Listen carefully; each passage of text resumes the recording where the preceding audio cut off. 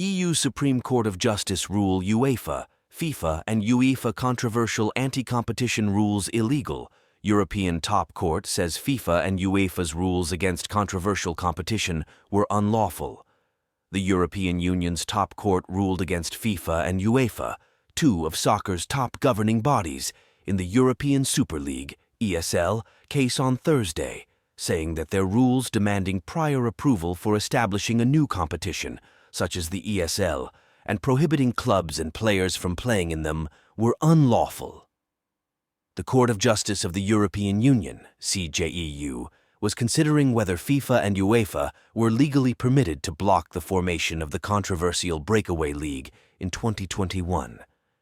The case was referred to the CJEU by a Madrid court, and the CJEU's judgment had been keenly anticipated by a number of leading soccer clubs as well as fans and governing bodies, given its profound implications for the future of European soccer.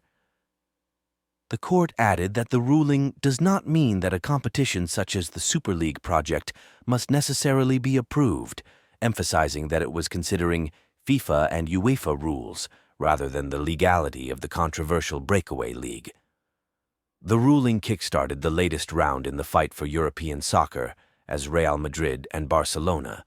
the clubs who most vehemently supported the original ESL, voiced their satisfaction, while fan groups such as the Football Supporters Association reiterated their opposition to an ill-conceived breakaway Super League, and other clubs, including Manchester United, reaffirmed their commitment to existing competitions.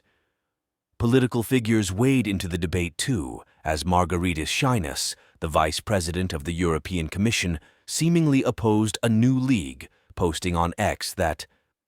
"Our consistent support of a values-driven European sports model is non-negotiable." He added, "European football will always remain a vector of inclusion and cohesion." Stephen Taylor Heath, head of sports law at JMW Solicitors, told CNN Sport, "The court's decision means that FIFA and UEFA could still prevent clubs from joining a breakaway league,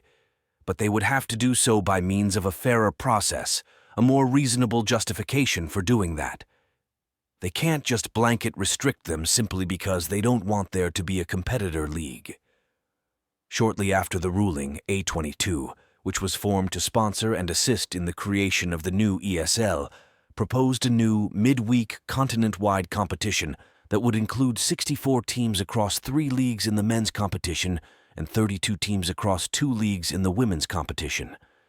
It also said there would be annual promotion and relegation between the leagues, and promotion into the lowest tier of the competition based on domestic league performance, though it did not say which clubs have agreed to the proposal during its launch.